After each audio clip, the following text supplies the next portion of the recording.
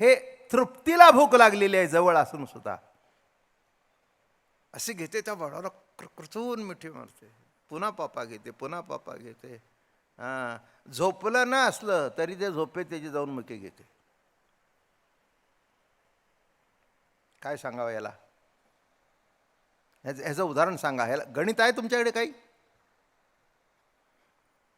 शेवटी नवरा म्हणाला, अगं तुला काय अक्कल आहे का नाही? मगाचपासून मी मोजले 50 मुके घेतलेस. ते म्हणले तुम्ही मोजतच बसा.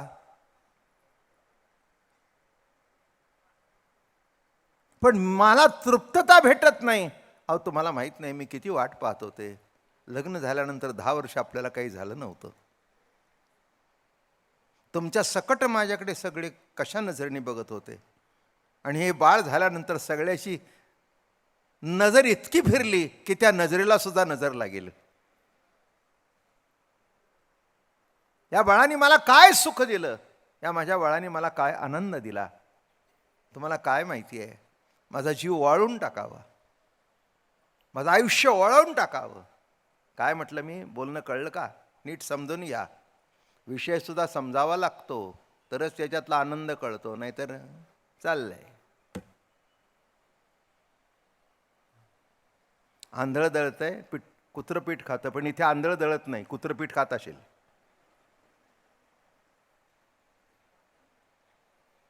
हां, मी तुम्हाला म्हटलं ना, अगदी करेक्ट. आंधळं दळत नाही, हां, कुत्रं पीठ खात असेल, त्याच्याबद्दल काही प्रश्न नाही.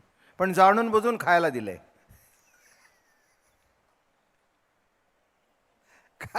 खात असेल. बघा, पीठ खाऊन जर तुला समाधान होत असेल आणि त्याच्यात जर तृप्ती होत असेल तर हो तृप्त का खा. माझं बोलणं कळलं का?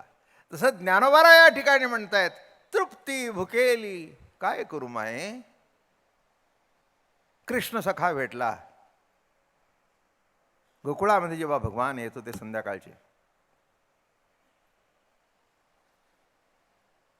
जेव्हा सकाळची भगवंताची दिंडी जायची सगळ्या गाई गोपाळ बरोबर,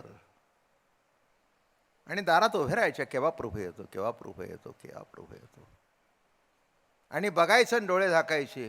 देखिला डोळा बैसला मनी, देखिला डोळा बैसला मणी, तोची वदनी उच्चारी, देखिला डोळा बैसला मनी. मग काय तुम्हाला सांगू, गेला की उदास वाटायचं, तृप्तच व्हायचं नाही, तृप्तच व्हायचं नाही. मग लवकर लवकर लवकर सगळा स्वयंपाक करायचा बरं का. कारण संध्याकाळी 7 वाजता गोरज मुहूर्तावर, गोरज मुहूर्त म्हणजे कळला का तुम्हाला? ज्या वेळेला गायी चरून गावामध्ये येतात त्याला गोरज. जेव्हा गायीचे रज गावामध्ये असे उधळले जातात तो गोरज मुहूर्त. आणि त्या मुहूर्ताची वाट पाहायची आणि दुपारी 3 वाजल्यापासून नटायला सुरुवात करायची. ही साडी बदल, ती साडी बदल, ती साडी बदल. आता ज्या गावामध्ये घरोघरी झाला लक्ष्मीचा वास, घराघरामध्ये लक्ष्मीचा वास झाला. भगवंताचं आगमन झाल्यानंतर काय काय कमी आहे, काय कमी आहे. गवळ्यांचं गाव, पण भगवंताचा वास झाल्यानंतर घरोघरी झाला लक्ष्मीचा वास.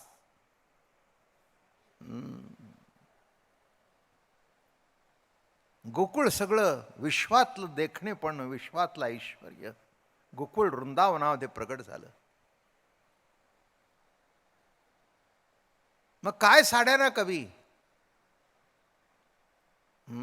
ही साडी नेस, ती साडी नेस, ती साडी नेस, आरशात बघ, लिपस्टिक लाव. काही हसायची गरज नाही आणि काही आश्चर्य व्यक्त करण्याची गरज नाही. तुमच्यासारखी फडतूस जर ते टिपकी लावतात. मी तुमची तुलना माझ्याशी केली नाही, भगवंताशी केली म्हणून तो शब्द वापरला. माझ्याकरता तुम्ही महान आहात. भगवंताच्या बरोबर तुम्ही काय आणि मी काय, की झाडकेपची फडतूसच सगळे. फडतूस म्हणजे कळलं का? खिशातला रुमाल निराळा आणि चुलीचं पोतेरं निराळं, ते फडतूस. म्हणजे अर्थ नीट समजून घ्या ना. काय तेही फडकं तेवढंच असतं पुसायचं, बरोबर आहे ना? पण त्यांनी काही तुम्ही कोण पुसत नाही. हा खिशातला रुमालही तेवढाच, पण मोल निराळा आहे. कदाचित हा खिशातला रुमाल खराब झाल्यानंतर तिथे जात असेल, त्याच्याबद्दल काही म्हणणं नाही माझं.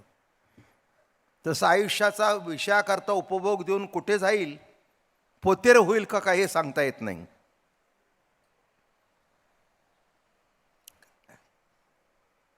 मग काय काजळ काय, अमकं काय, वेणी फणी काय, शृंगार काय, आणि 10 वेळा आरशात बघायचं आणि पुन्हा साडी सुरून टाकायची आणि पुन्हा दुसरी नेसायची. त्याचा अर्थ नाही कळला तुम्हाला. ती चेहऱ्याकडे बघून, आपल्या सौंदर्याकडे बघून अतृप्त होती. पुढचं उलटं सांगतो, ती तृप्त होती पण मनात उलटा विचार यायचा, त्याची नजर माझ्यावर जर गेली आणि त्याला जर बरं वाटलं नाही तर काय करू, सोड. काय गंमत आहे बघा. पुढचं सांगतो. एक खवट खोबरं होतं तिथे. खवट खोबरं तुम्हाला कळलं असेल की काही काही बायका खोबरं खवताना किंवा नारळ फोडल्यानंतर चाखून बघतात, शहाण्या आहेत त्या. आणि खवट खोबरं जर घातलं तर कितीही कालवण चांगलं केलं तर त्याचं वाटोळ झाल्याशिवाय राहत नाही. तसं काही काही माणसं, मी नामकरण विधी करत नाही, तुमचा तुम्ही करून घ्या, इतकी खवट खोबरी असतात की नुसती संगतीत गेलं तरी आपल्या वृत्तीत कुठेतरी पालट होतो. म्हणून असंगाशी कधी संग करू नये. असंगाशी कधी संग करून येऊ नये. त्याला आमच्या घरातलं उदाहरण सांगतो. काय 150 वर्षाची परंपरा आहे. आमच्या घरातले आई वगैरे, चुलत्या वगैरे सगळे सात्विकच. आमची आजी काय, सगळ्यांना अभंग पाठ, अगदी पुढच्या पिढीपर्यंत, अगदी आमच्या सुनबाईच्या पिढीपर्यंत सगळे वारकरी घराणं. त्यामुळे काही असं काही नाही, म्हणजे असं काही तसं काही असायचं काही कारण नाही. पण आमचे दादा महाराज ऐकण्यासारखं आहे. आम्ही जर जास्ती वेळ आमच्या आई किंवा आत्या किंवा बसलो की नाही, तरी म्हणायचे, काय का बसलो आहोत तिथे? मग कोणीतरी विचारलं, अहो ते त्यांच्या आईजवळ बसले होते, त्यांची आजी होती. नाही म्हणले, मला कळत नाही का, त्यांची आजी माझीच आहे, त्यांची आई माझीच आहे, पण बायकातला शब्द जर एखादा त्यांच्या तोंडात बसला, माझ्या बाबाला प्रवचन करायचं आहे. कळलं का? माझ्या बाबाला प्रवचन करायचं आहे, नको तो शब्द जर तोंडात बसला, असं कितीतरी कीर्तनकाराच्या घडतं. इतक्या वेळेला अशुद्ध शब्द येतो का? आमच्या तोंडामध्ये का येत नाही मी मिजास मारत नाही. आमच्या सद्गुरूंनी लहानपणापासून प्रत्येक शब्दाची काळजी घेतली. कृपा उच्चार सुद्धा माणसं करपा करतात, कळलं का तुम्हाला? मी दोष काढत नाही, पण कसा शब्द उच्चारायला पाहिजे, कुठे जोर द्यायला पाहिजे, अंतःकरण अंतःकरण कसं आलं पाहिजे. म्हणजे मराठी भाषेचा उच्चार सुद्धा, मी काय सांगितलं तुम्हाला की बारीक सारीक लक्ष असायचं, एकही शब्द वावगा तोंडातून जाऊ नये. मराठी भाषा अतिशय मजेशीर आहे. हां, काय मग अशी तू म्हणालास ना तवा, तो तिकडचा शब्द आहे, इकडचा शब्द आहे तेव्हा. मी जर इथल्या कोणा पुणेकरला म्हणलो, कवा आला होता तुम्ही, ते म्हणजे बाबा महाराजाचा मराठी काही दिसत नाही बरोबर. असं पुण्यात झालंय बऱ्याच वेळेला. एकेकाने कार्यक्रम केले, पुन्हा ते म्हणले मराठी फारच अशुद्ध आहे आणि आम्हाला पुणेकरांना इतकं अशुद्ध मराठी ऐकायची सवय नाही, हे येऊन सांगितलंय मला. मी कशाकरता सांगतोय, माझा मोठेपणा बिलकुल सांगत नाही. असंगाशी संग असू नये, हे मुद्दा आहे. नको ते शब्द, शिव्या देणाऱ्या माणसाच्या संगतीत जर तुम्ही बसला ना, तर प्रत्येक शब्द आड शिवी येईल तुमच्या तोंडात. च्याची 12 कडी, भची 12 खडी.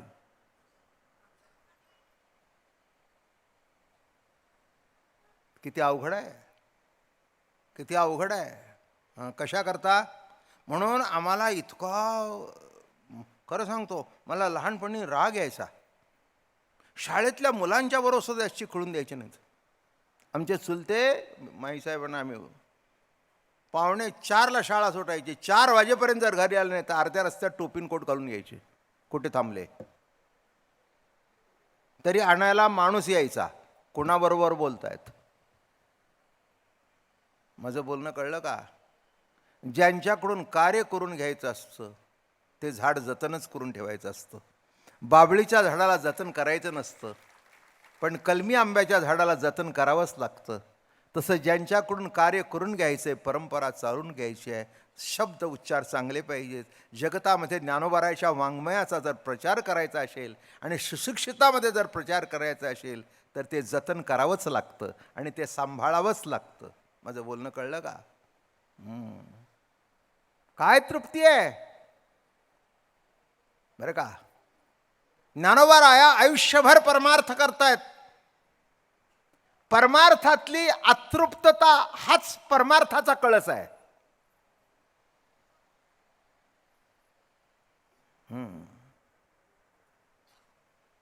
एक सांगतो, प्रेमामध्ये 3 अवस्था आहेत: पूर्वराग, मिलन आणि विरह. पूर्वराग, मिलन आणि विरह. पण प्रेमाची खरी सांगता मिलनात नाही, विरहात आहे.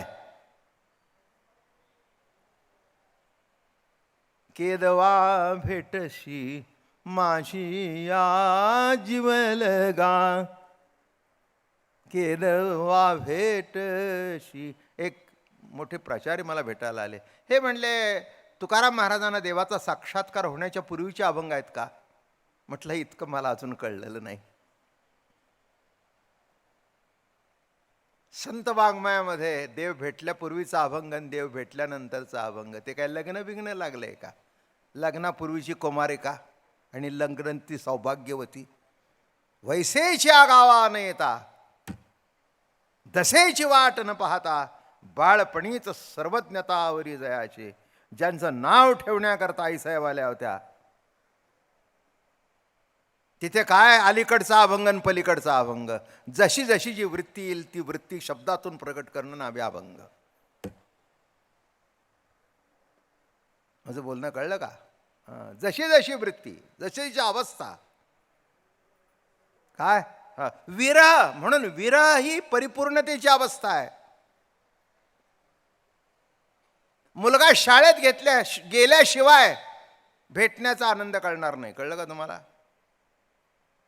एक तुम्हाला सांगू का, मिलनामध्ये काही काही टायमाला थोडासा विरह असावा तर मजा येते. म्हणून बायकोला अधूनमधून माहेरी पाठवावं असं जे होतं. तुम्ही म्हणाल तुम्ही किती वेळा पाठवली? 2दा सुद्धा नाही. 64-65 वर्षात, ते सुद्धा एक दिवस. तुम्ही म्हणाल तुम्हाला सांगायचा काय अर्थ आहे? अहो, मी घरातच नसायचो, कायम कीर्तनाला असायचो. त्यामुळे हेतू सफळ होत होता. माझं बोलणं कळलं का? काय मग आता सांगता कशात आहे? मिलनामध्ये सांगत आहे का विरहामध्ये सांगत आहे? शाळेतून 5 मिनिट उशीर झाला तर हिचा जीव कासावीत होतो. आणि 2 महिने जर रजा घडली, कंटाळा आणला, केव्हा जाताय शाळेला कोणाला माहित. हे तुमच्या बाबतीत, मुलांच्या बाबतीत आहे असं नव्हे. पुरुषांनी जर रजा घेतली ना, रजा घेऊन टूरवर जावं, घरात राहू नये.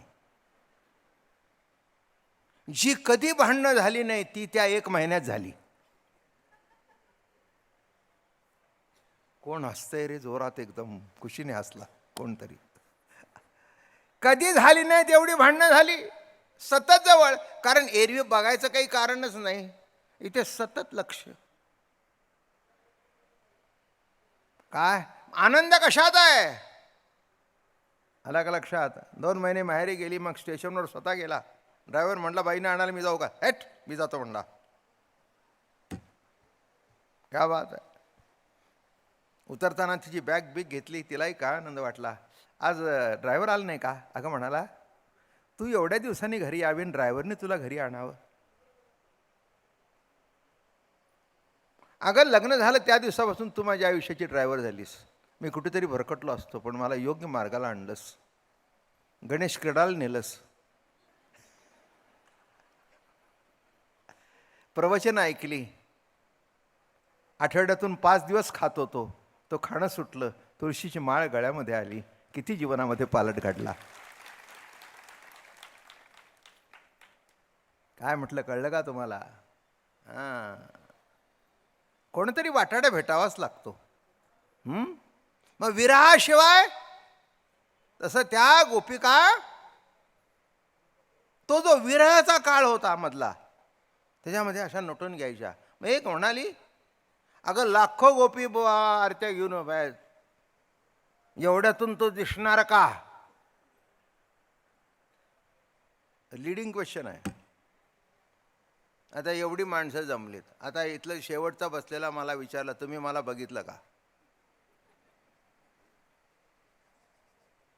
कोणाला वाईट वाटू नये म्हणून मी म्हणतो नजर गेली असेल, शक्यता. का म्हणणार नाही? इथपर्यंत गेलं तर बघितलं म्हणणार.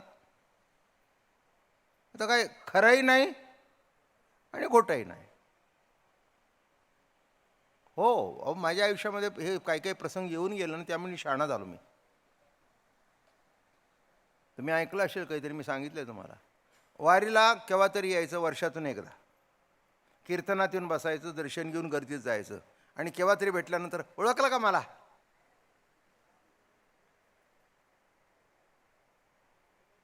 मी नवीनच गादीवर जेव्हा आलो तेव्हा मी म्हणायचो, हो काय अरे काय तुम्ही येताना ओळखणार नाही कसं? अहो तो इतका आनंदात जायचा. घरी जाऊन बायकाला अहो महाराजांनी मला ओळखलं. नाही लक्षात राहिलं तरी एवढा तरी आनंद भेटला ना, तृप्तता भेटली ना, काय पाहिजे अजून? पण पुढे एकाने माझी गाळण केली. मी म्हटलं ओळखलं. ते म्हटल्यावर कुठे पाहिलं होतं?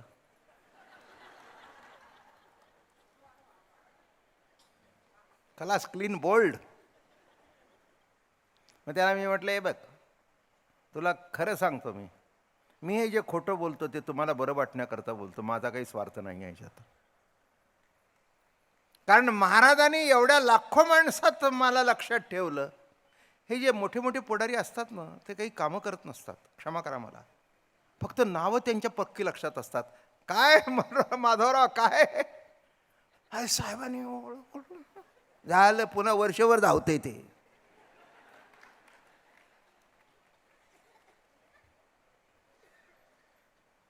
एवढ्या गर्दीतून एका गावी मी गेलो.